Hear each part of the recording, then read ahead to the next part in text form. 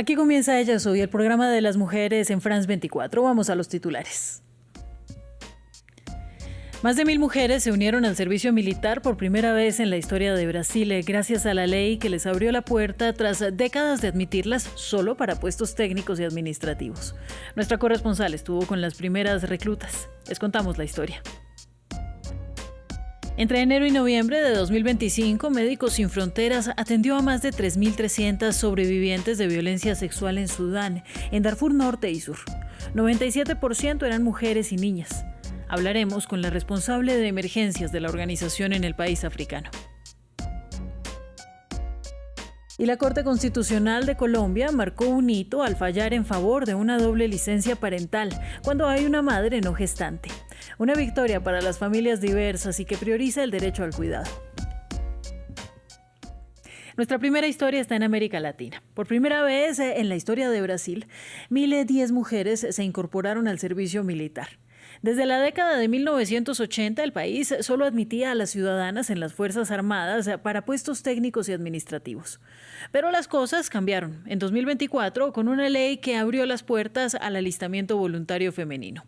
Tras un periodo de selección con unas 34.000 candidatas, las reclutas empezaron su entrenamiento este marzo y pocos días después juramentó la doctora Claudia Lima Gusmão, la primera general en la historia del ejército. Un informe de Valeria Zacone.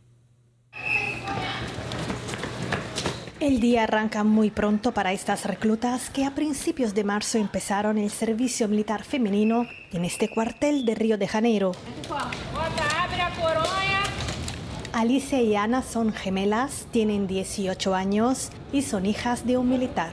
Yo conté a mis padres que tenía ganas de entrar en el ejército y ellos se mostraron muy orgullosos y siempre me apoyaron. Ordinário, march. Ambas esperan quedarse y construir una carrera dentro del ejército. Me gustaría servir en el área administrativa de la sanidad y participar en algunas misiones. Hoy estas jóvenes reclutas realizan una marcha de 8 kilómetros. Hasta la fecha, 1.010 mujeres han sido admitidas en el ejército brasileño, una cifra que representa el 1,8% del efectivo. Brasil! En Brasil, el servicio militar femenino es voluntario solo en la fase de alistamiento. Una vez que las reclutas se incorporan, se convierte en obligatorio. Este oficial destaca que si salen antes de cumplir el año, serán consideradas desertoras. La intención de nuestro ejército es alcanzar para 2035 el 20% del segmento femenino en nuestro efectivo en todas las carreras, tanto en las carreras bélicas como en las carreras administrativas y logísticas. Las mujeres ya tienen carreras consolidadas como oficiales desde hace 46 años. Es el caso de la teniente Ávila, que en 2017 entró en una prestigiosa academia militar. Cuenta que tuvo que enfrentar algunos prejuicios sociales. Hoy comanda un pelotón de reclutas mujeres.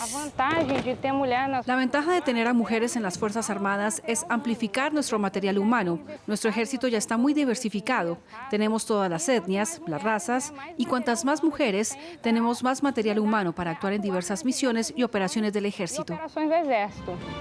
Hoy las mujeres representan el 51,5% de la población brasileña. Su presencia en las Fuerzas Armadas es considerada estratégica para las misiones de paz y también una herramienta para promover la igualdad de género. Y de Brasil vamos a ir a Sudán para hablar de la guerra que en este abril entra en su cuarto año.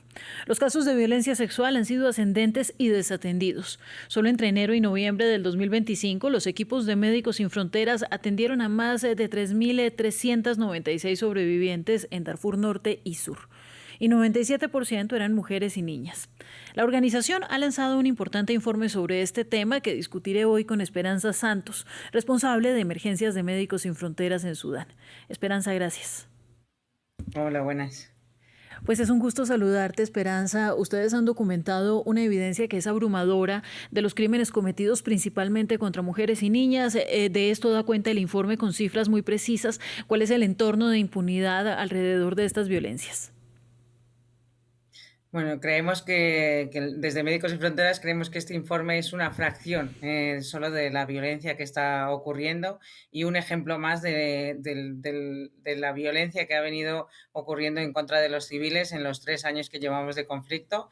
Es una violencia perpetrada con completa impunidad en un clima en el que no se piden consecuencias a los perpetradores y en el que no hay, en el que hay una completa impunidad y hace que esto se extienda cada vez más. Bueno, quisiera preguntar en qué ha consistido la atención que ustedes han venido brindando a lo largo de estos años a mujeres y niñas que han sido víctimas, cómo esto ha sido, digamos, una ayuda, una gota de agua en medio de un ambiente inmensamente violento y desatendido.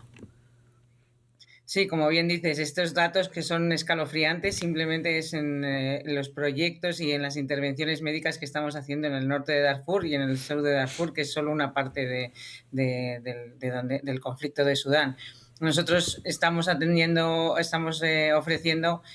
atención médica para las secuelas físicas y para la violencia física, pero también tratamiento preventivo de enfermedades de transmisión sexual, el tratamiento preventivo de si hay deseo de la mujer de una anticoncepción, también el apoyo psicológico e intentar enlazar con algunos sistemas de protección, pero realmente son muy, muy inexistentes y muy limitados en las zonas donde estamos trabajando, ¿no? Es una de los grandes, bueno, de lo que nos piden las mujeres supervivientes.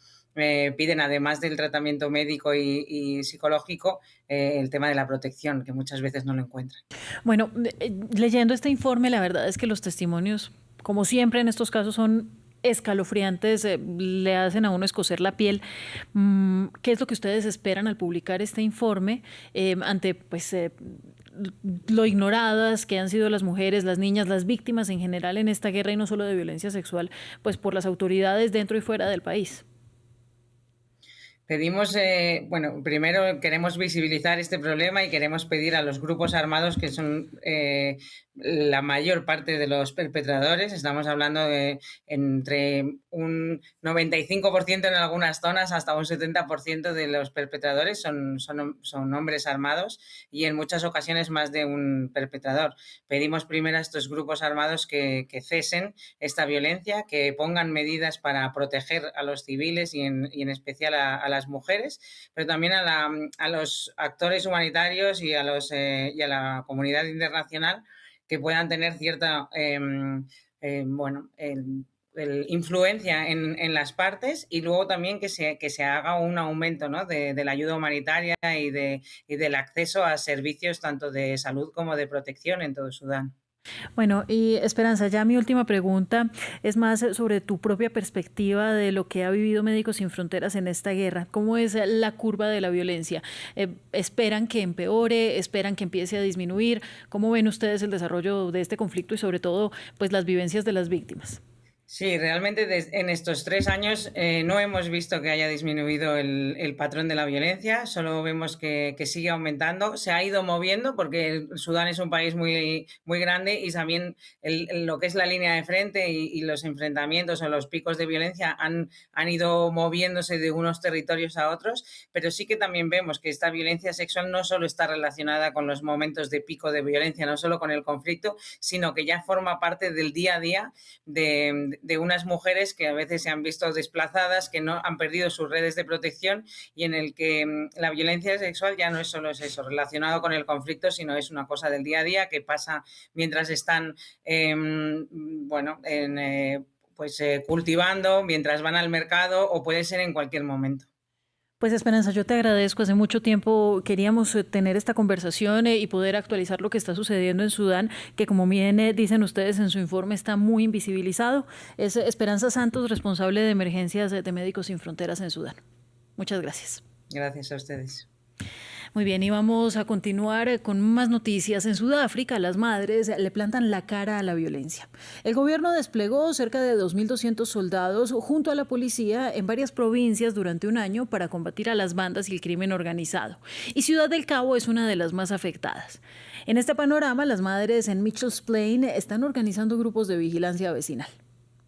Equipada con una linterna y un chaleco amarillo fluorescente, Carol se une a sus compañeras para la ronda matutina. Forma parte de una iniciativa comunitaria integrada por madres y vecinas que patrullan las calles de su barrio, Mitchells Plain, en Ciudad del Cabo, una zona azotada por la violencia de las pandillas. En Cape Flat se producen numerosos asesinatos, todos los días, sin excepción. Ya es demasiado, es como si estuvieran luchando por el territorio. Otro objetivo de la patrulla, interactuar con los jóvenes. Lo que sea que quieras hacer que no esté permitido en la calle, hazlo en tu casa. Hablamos con ellos, a veces de forma severa, a veces de forma maternal. Conseguimos transmitirles lo que queremos transmitirles. Para combatir el aumento del crimen organizado y la violencia de las pandillas, la semana pasada se desplegaron 90 soldados en Mitchells Plain para ayudar a la policía. Aunque muchos se alegraron de verlos, la iniciativa ha dejado a algunos con dudas, como el pastor Craven Engel. Junto con su congregación, lleva años luchando contra el reclutamiento de adolescentes en las pandillas. Duda de la eficacia de los soldados. Mi temor es que no estén debidamente formados y que no sean capaces de identificar quiénes son los responsables de la violencia y a quienes deben realmente poner en cuarentena. Esta movilización militar excepcional no es la primera de este tipo. En 2019 y 2015 se llevaron a cabo despliegues similares tras los episodios de violencia xenófoba ocurridos en Johannesburgo. Vamos a Colombia. La Corte Constitucional falló a favor de una doble licencia parental cuando hay una madre no gestante. El tribunal determinó que el sistema excluye a las familias diversas y que se necesita un enfoque de derecho al cuidado. Un caso que partió de la denuncia de dos mujeres que tuvieron un hijo por gestación asistida. Una de ellas aportó el óvulo y la otra gestó. El bebé nació en 2025 tras complicaciones de preeclampsia y mientras que la madre que dio a luz se recuperaba, su compañera lactó y se ocupó del cuidado. Sin embargo, por no haber sido quien gestó, el servicio de salud le dio solamente 14 días que normalmente corresponden a un padre, lo que dio lugar a una batalla legal que terminó protegiendo los derechos de la familia en cuestión. Corte Constitucional ampara a madre en familia homoparental y reafirma la necesidad de licencias parentales inclusivas para familias diversas. La Corte concluyó que se vulneraron los derechos de una mujer lactante al asignarle automáticamente una licencia de paternidad y reiteró el deber de ajustar la normativa para garantizar igualdad y corresponsabilidad en distintos tipos de familia. Y el cierre con otra buena noticia, pero en deportes. La golfista colombiana María José Marín, de 19 años, se convirtió en la primera sudamericana en ganar el Augusta National Women's Amateur. Marín tomó la delantera en la segunda mitad del recorrido, logrando una cómoda victoria por 4 golpes sobre la subcampeona Andrea Revuelta. Por supuesto, esta es una victoria para mi país y estoy sumamente orgullosa de representarlo. También soy mitad mexicana, así que con mucho orgullo represento a México en lo más profundo de mi corazón. Solo puedo decirles, sueñen en grande, nunca renuncien a sus sueños. Este y otros episodios de Ella Soy están también en france24.com. Nosotros nos vemos en una próxima oportunidad.